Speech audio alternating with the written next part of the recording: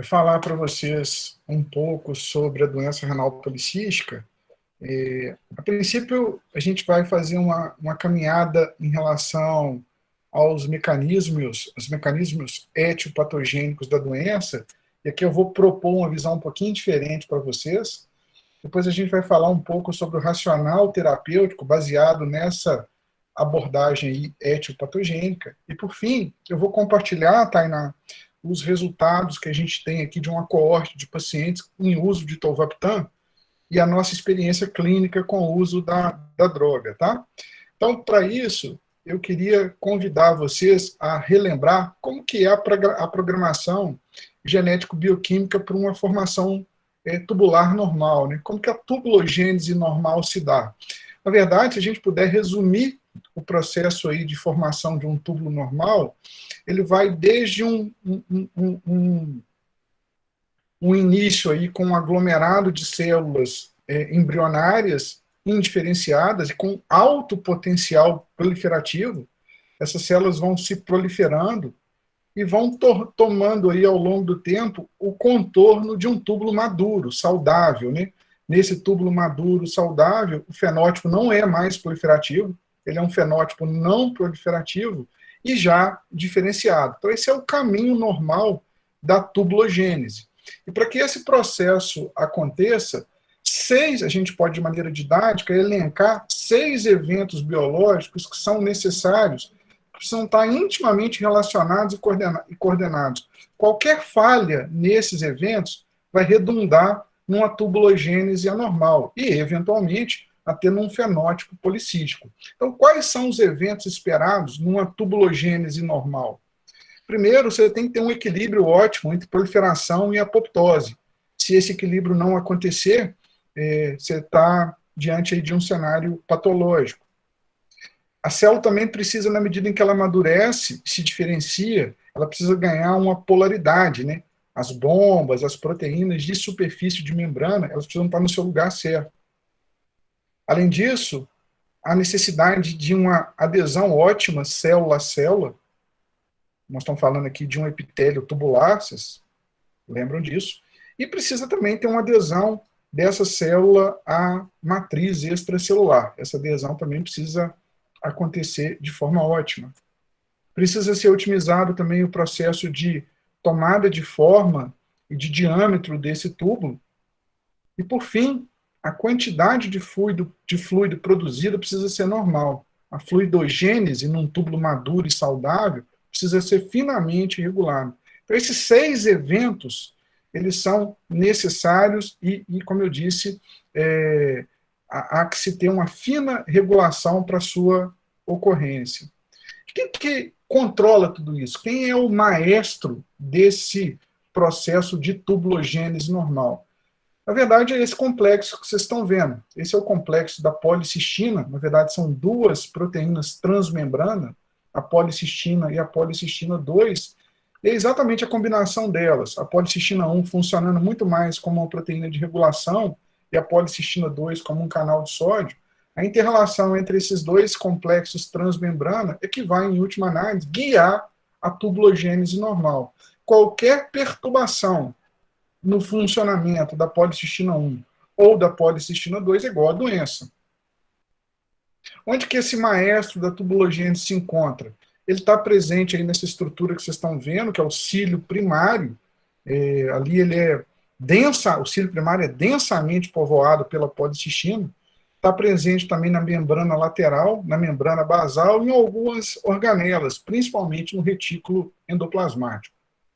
Portanto, gente, essa célula tubular, vocês vão concordar comigo, que ela tem uma memória de proliferação. Um dia, essa célula já foi uma célula embrionária altamente proliferativa.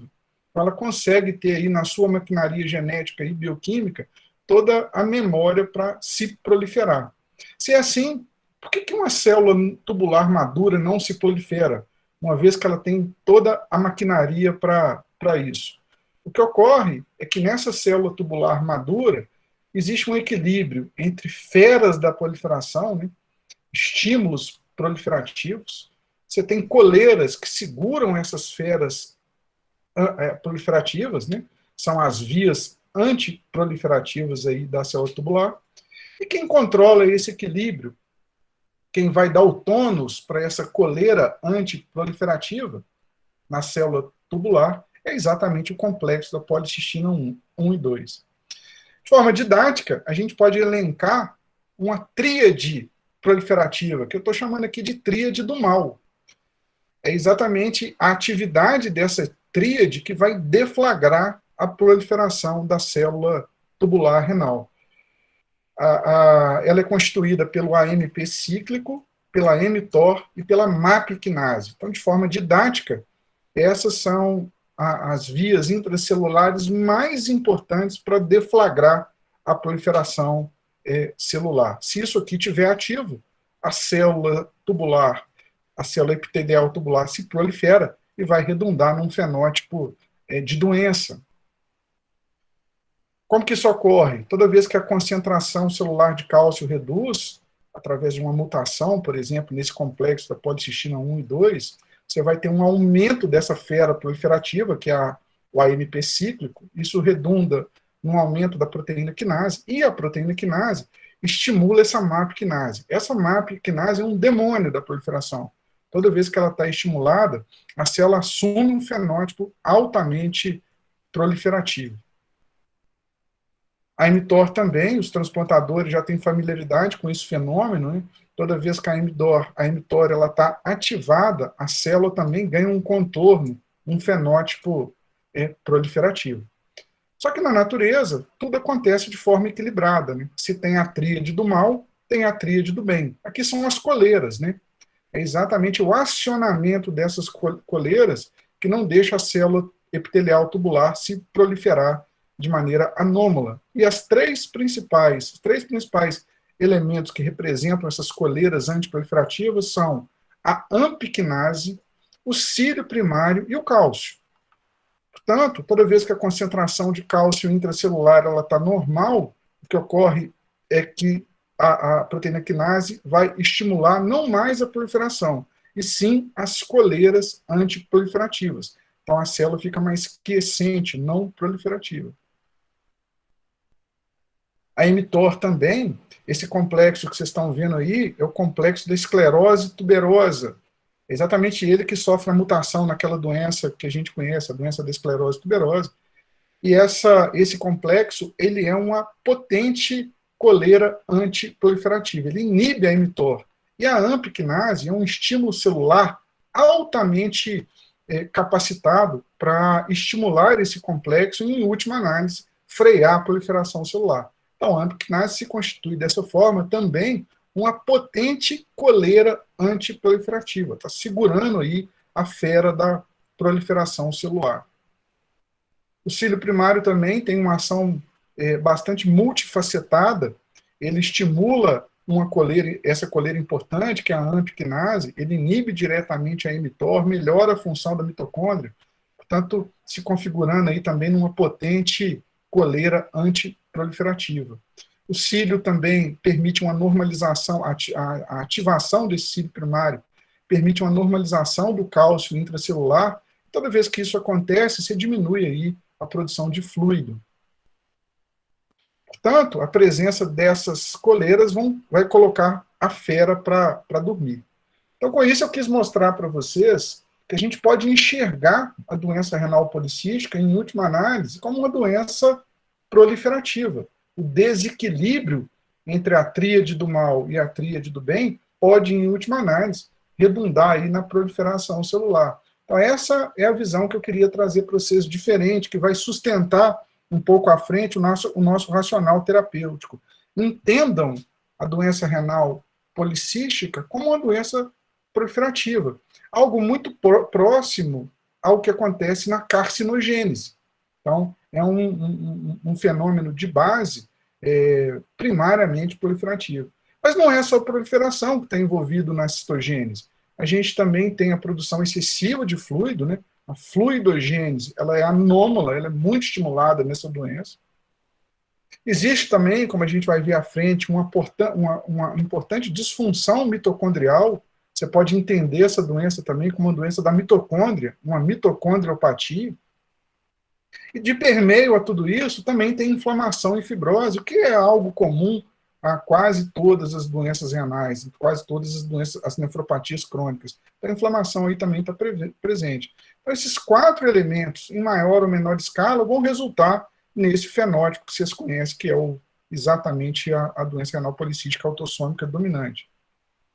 E o que está, na verdade, capitaneando tudo isso, como eu mostrei para vocês, é a mutação do maestro, né, do complexo da policistina 1 ou da policistina 2, em casos muito mais raros, até das duas. Aqui uma outra coisa importante, assim, do ponto de vista de mecanismo da doença, que é entendê-la como uma doença da mitocôndria. Isso aqui é um princípio fisiológico importante, turma. Na mitocôndria saudável, na célula tubular epitelial, os ácidos graxos são preferencialmente o combustível energético dessas células. Então, elas usam gordura, ácido graxo, como fonte de energia de forma preferencial. Esse é um fenômeno bioquímico que a gente conhece como beta-oxidação. Então, a célula tubular normal, ela não gosta de usar a glicose como fonte de energia. Ela gosta de usar a gordura. E o que isso tem a ver com a doença renal policística? Ocorre que nessa doença, o complexo da policistina 1 e 2 está presente no retículo endoplasmático. E esse complexo, ele cospe cálcio para dentro da mitocôndria. Toda vez que o cálcio dentro da mitocôndria está normal, ela consegue usar a gordura como fonte de energia. Ou seja, a beta-oxidação se dá de maneira normal. E o contrário é verdadeiro. Toda vez que por algum problema nesse complexo, a concentração intramitocondrial de cálcio, ela reduz, a mitocôndria fica disfuncional. E ela não consegue mais realizar de forma adequada a beta-oxidação. Só que essa célula precisa de energia. Se ela não obtém por gordura, ela vai obter pela glicose. É o que a gente chama de glicólise. E é uma glicólise que acontece mesmo na presença de oxigênio, turma. É a chamada glicólise aeróbia, ou aeróbica. Esse fenômeno não é uma característica exclusiva da doença renal policística. Todo fenômeno proliferativo anômalo, a carcinogênese é o protótipo disso, em maior ou menor escala, ela envolve essa incapacidade da mitocôndria de obter gordura, obter energia pela oxidação de gordura. Então, essas células estão sempre usando glicose como combustível preferencial. Eu estou mostrando para vocês aqui que isso acontece no câncer, acontece na doença renal policística. Isso é um fenômeno, um efeito descrito por esse alemão, Warburg, que foi laureado com o prêmio Nobel por exatamente descrever esse efeito, que ficou conhecido como efeito Warburg, ou seja, a incapacidade dessas células doentes de usar a gordura como fonte de energia, usando preferencialmente a glicose, e isso pode ter alguma implicação terapêutica, como a gente vai discutir.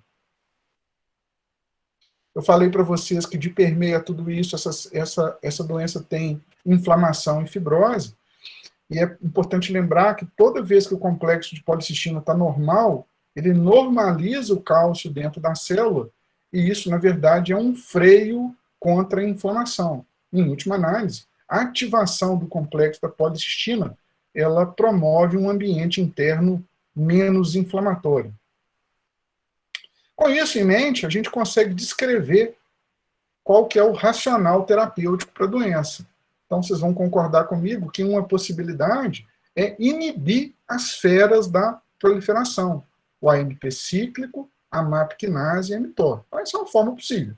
Se você inibe as feras proliferativas, você está, talvez, atenuando a doença. Você pode também reduzir o fenômeno inflamatório. Então, alguma estratégia anti-inflamatória, atuando, por exemplo, na mTOR, no sistema renina-angiotensina, na própria MAP quinase, talvez possa ter um benefício.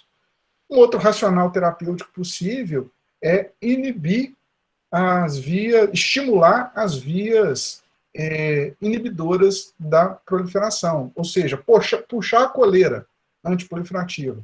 Então, qualquer coisa que puxe, aumente o tônus dessa coleira antiproliferativa, pode ter um potencial efeito terapêutico. Então, uma coisa que seria muito desejável é aumentar a ampicnase, que é uma coleira potente, né? Aumentar o cálcio intracelular também. Então, esse racional é muito interessante. E, por fim, a melhora no metabolismo energético, né? Talvez se a gente conseguir melhorar a função da mitocôndria, né? Diminuindo esse fenômeno aí da glicólise aeróbica, que é um evento altamente patogênico, né? A gente possa, talvez, melhorar o curso da doença. Então, se a gente ajudar a mitocôndria a usar a gordura como fonte de energia, talvez seja algo interessante e desejável. E, por fim, a gente pode também atuar aí no mecanismo de fluidogênese, né? Reduzir a produção de fluido. Basicamente, aí, o alvo terapêutico seria o AMP cíclico, que é o grande estimulador da fluidogênese, como eu mostrei para vocês. Com esse racional em mente, nós vamos às evidências. Então, do ponto de vista da ampicnase, tem duas alternativas atrativas para se aumentar a concentração intracelular de ampicnase, que é a grande coleira antiproliferativa. Uma delas é a estatina, sobretudo a pravastatina. Esses aqui são dois estudos realizados em população infanto-juvenil, e o desfecho substitutivo aqui foi o crescimento renal, mostrando que a pravastatina teria um potencial de redução do crescimento renal, e o mecanismo aí subjacente a esse efeito é a ação da pravastatina na ampicnase. E da mesma forma a metformina. A metformina é um potente estímulo farmacológico para o aumento da ampicnase, e há vários estudos de fase 2 e até de fase 3 mostrando um potencial benefício da metformina na redução do crescimento renal. Fiquem atentos com essas evidências, sobretudo em relação à metformina, pode aparecer coisa boa aí para frente, tá bom? Em relação ao metabolismo energético, uma maneira de se ajudar a mitocôndria a beta-oxidar é o uso de PIPAR. Aí você tem dois agonistas principais, o PIPAR-gama e o PIPAR-alfa. PIPAR-gama são as glitazonas, né, que é a hipoglicemia antioral, e os PIPAR-alfa são os fibratos. Então já existem estudos de fase 2 estudando a ação desses agonistas aí na doença renal policística, e o grande objetivo aqui, na verdade, é melhorar a função mitocondrial. Aqui é uma coisa interessante, gente. Eu falei para vocês que essa célula usa mal a gordura e gosta de glicose. Portanto, se você tiver uma estratégia aí que reduza essa utilização de glicose, por exemplo, a cetose terapêutica, isso pode ter algum impacto. Esse estudo é muito interessante. Eu sugiro a vocês darem uma olhada com carinho.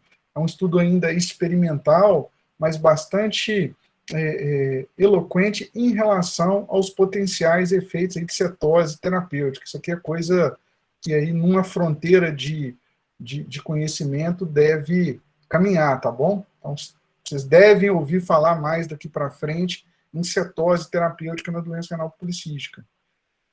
E aqui é interessante também, essa substância aí, vocês vão lembrar dela é a 2-deoxiglicose, exatamente aquele marcador que se usa no PET scan para você procurar foco de metástase.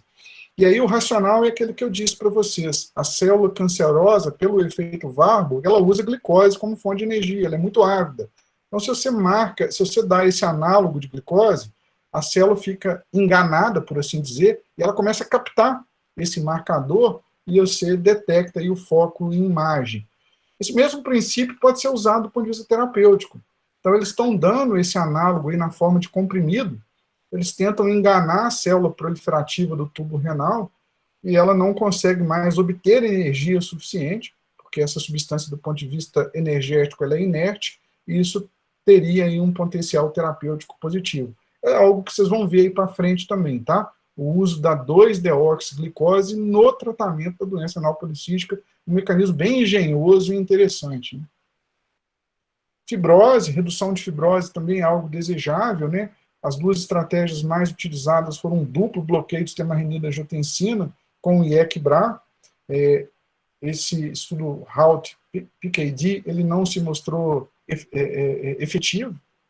Existe uma outra estratégia testada, que é o duplo bloqueio, usando, na verdade, um inibidor, um antagonista de aldosterona, tá?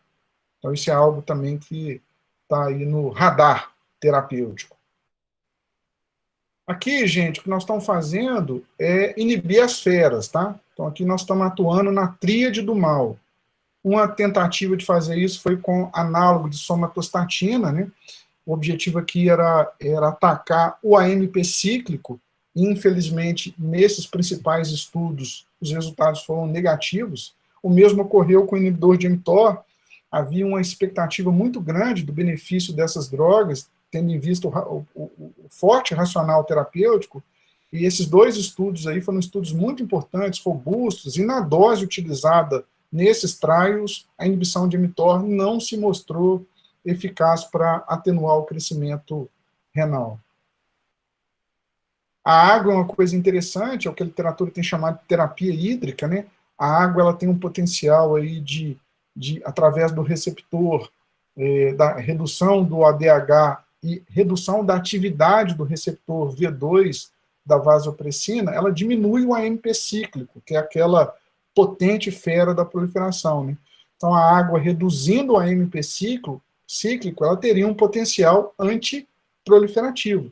Tem se estudado isso, e, e essa estratégia a gente tem chamado de terapia hídrica. E, por fim, essa droga, uma droga interessante, ela vai agir naquela fera da proliferação, na MAP quinase. Então, o bosutinib é um inibidor da MAP quinase. Esse aqui é um estudo de fase 2, é um estudo positivo para bosutinib no tratamento da doença renal policística. Vejam aqui que o objetivo, na verdade, é usar essa droga como uma droga antiproliferativa, fazendo eco aí ao racional etipatogênico que eu descrevi anteriormente para vocês. E, por fim, a estrela da companhia, que é o tolvaptan. O tolvaptan ele vai bloquear o receptor V2 da vasopressina. Com isso, a gente consegue uma redução muito importante da concentração intracelular do AMP cíclico, e isso vai produzir um freio na proliferação celular. Então, você pode entender o tolvaptan como uma droga antiproliferativa para a célula epitelial tubular renal. Há dois grandes trials que sustentam o uso do tolvaptan. Esse é o trial, o tempo 3-4, e esse outro é o Reprise. Reprise estudando o tolvaptan numa doença em fase mais avançada, que foram contemplados pacientes com taxa de filtração glomerular mais reduzida, e ambos foram positivos aí na atenuação do crescimento renal e redução da taxa da perda da taxa de filtração glomerular. Com isso em mente, turma, a gente, há um tempo atrás, começou a experiência aqui em Belo Horizonte com o tolvaptan. Eu estou trazendo dados para vocês já atualizados. No Congresso Brasileiro, eu havia levado essa casuística, ela agora está atualizada. Então, atualmente a gente tem 91 pacientes usando a droga, com a mediana de segmento de 20 meses, um ligeiro predomínio de homens, uma idade média de 45 anos, e a taxa de filtração glomerular inicial, aí, média, era de 77 ml por minuto. O que aconteceu nessa coorte? Houve, como esperado, uma vez que a droga é um aquarético, né, um aumento importante do débito urinário, como mostrando aí de fato que a droga ela cumpriu seu papel de aquarese. Nessa coorte houve 2 descontinuações por efeito adverso, uma paciente por causa de boca seca e intolerância, e um segundo por aumento de transaminases. A gente vai ver que isso é o principal problema do fármaco. E, do ponto de vista de crescimento renal, a gente, nessa nossa experiência, não houve aumento da volumetria renal, como era de se esperar, um dado mais ou menos superponível que a literatura tem apresentado, mostrando que o tolvaptan atenua, de fato, o crescimento aí da volumetria renal. Então, uma experiência bastante interessante. Eu vou trazer para vocês aqui um resumo de como eu faço no mundo real aí, o uso do fármaco. A primeira coisa que você tem que fazer é definir quem não pode usar, quais são os critérios de exclusão. Basicamente são aqueles pacientes com taxa de filtração muito reduzida ou que têm disfunção hepática prévia, uma vez que a hepatite medicamentosa é o efeito colateral mais temível. Definido quem não pode usar, você vai definir quem deve usar a droga. Isso é basicamente definido pela volumetria renal. Então, existe um protocolo chamado CRISP, que é feito através da técnica de escolha de ressonância, e essa volumetria é ajustada por altura, tá? Então, é ml por metro, na verdade. E aí, na nossa experiência, a gente tem definido um ponto de corte para início da droga próximo de 750 ml por metro nessa ressonância aí, utilizando o protocolo CRISP. Sobretudo aqueles pacientes que vêm apresentando uma taxa de crescimento renal significativa, né? Um aumento da volumetria maior que 5% ao ano. E como é que é a estratégia inicial, turma? Eu começo, a dose máxima é de 90 miligramas dia, tá? O comprimido tem 15 miligramas, então são 6 comprimidos dia. Eu começo com metade da dose, 2 comprimidos pela manhã e 1 à tarde, associando com terapia hídrica. Terapia hídrica é aquele volume de ingesta de água suficiente para produzir uma diurese aí próximo de 3 litros dia, tá? A terapia hídrica, ela funciona, na verdade, como um poupador do tolvaptan. Ela provavelmente tem um efeito sinérgico, e a gente começando a estratégia dessa forma, a gente talvez consiga poupar o tolvaptan, e esses dados que eu mostrei aí na nossa experiência têm sustentado esse racional. É importante que você monitore o fármaco, tanto do ponto de vista de segurança quanto eficácia. Então, segurança, o que você tem que estar atento? Transaminase, basicamente, porque o efeito de hepatite medicamentosa é raro, mas ele é temível, porque em alguns casos pode acontecer até hepatite fulminante. A sugestão para vocês é monitorar transaminase bilirrubina uma vez por semana no primeiro mês, de 15 em 15 dias no segundo mês, depois uma vez por mês, do terceiro até o sexto mês. A partir daí, a cada 2, 3 meses, a monitorização. Se porventura as enzimas subirem mais do que 2,5 vezes, se suspende a droga. O sódio, você monitora para avaliar a eficácia da terapia hídrica. Se porventura o paciente começar a evoluir com um aumento da natremia, você deve estimular o paciente a aumentar a ingesta hídrica. E do ponto de vista de eficácia, é a volumetria ajustada por altura, é o TKV.